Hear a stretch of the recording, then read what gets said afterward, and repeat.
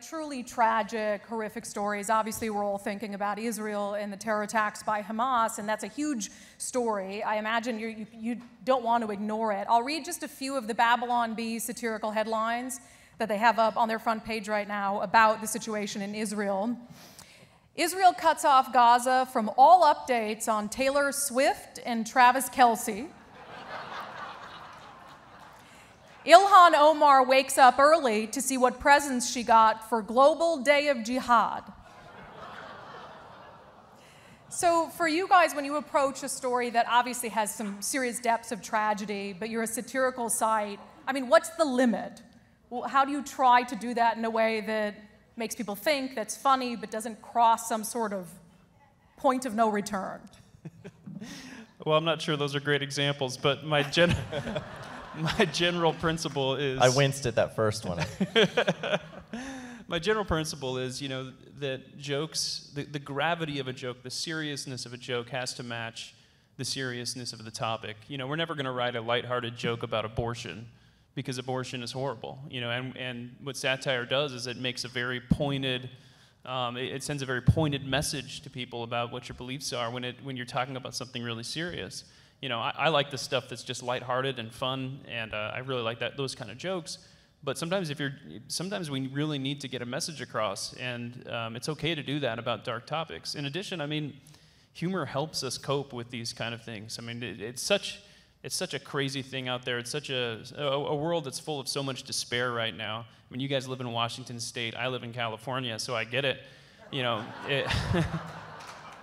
It can be depressing, and I think satire and humor are gifts from God to help us to cope and to get through these things and to process. My wife doesn't read the news; she just reads the Babylon Bee and figures out what's happening in the world, and it's a much less depressing way to consume the news, I think. So, yeah, obviously there's a line that you don't want to cross, and there's timing and there's considerations like that, but humor can really help us in times like this, I think. Have you ever crossed a line and regretted it? No. Yes. Yes? Which one? Well, no, we've made some jokes that got a little bit of pushback because they happened too soon. Some of them are weird. Like we did one, there was a Hurricane Harvey flooded Houston, and we made a joke about how Joel Osteen was sailing through the flooded streets in his yacht, passing out copies of Your Best Life Now.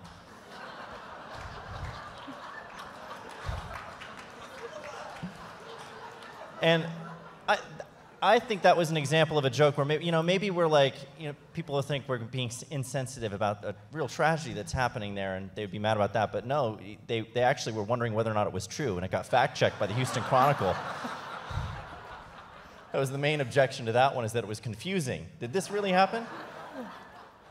We've made a couple of jokes, shortly after somebody's death, and sometimes that's been deemed insensitive. I don't know that, we weren't making fun of them dying, though. Like, we did a joke about how the Ninth Circuit Court had overturned the death of Ruth Bader Ginsburg.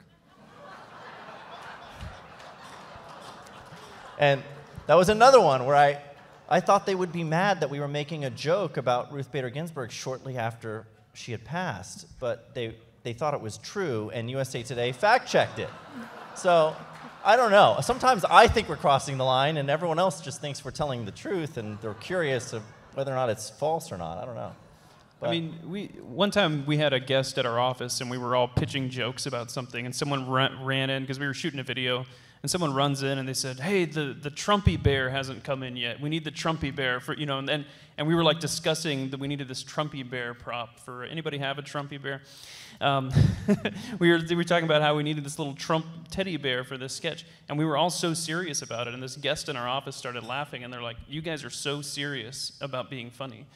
That I think that's, every time we tell a joke, I'm like, oh, we should have worded it differently, or we should have changed something, and so we're a little desensitized to it, that we're always second guessing ourselves and trying to improve on our craft a little bit, I think. But I will say this, what we want to avoid, and when we talk about like drawing lines, like it's not like I've ever given you instructions or you've given the team instructions, like there's these really hard lines we never want to cross on certain sensitive topics, and it's certainly when tragedies are going on, we want to think about how we're doing it.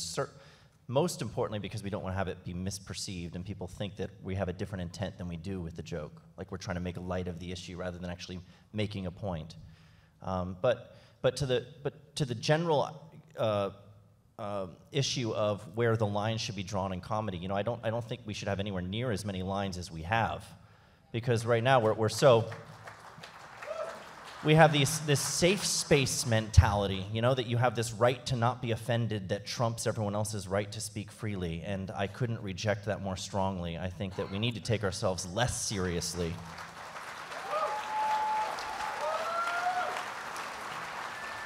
We have to be able to laugh at ourselves. Comedians are more likely now than ever to get punched by an audience member or banned and canceled for making a joke they weren't supposed to make. And so, you know, I really applaud comedians who push back on whatever the prevailing narrative is, and they make the jokes they're not supposed to make, the ones that that they might get canceled for, and the ones that are considered over the line.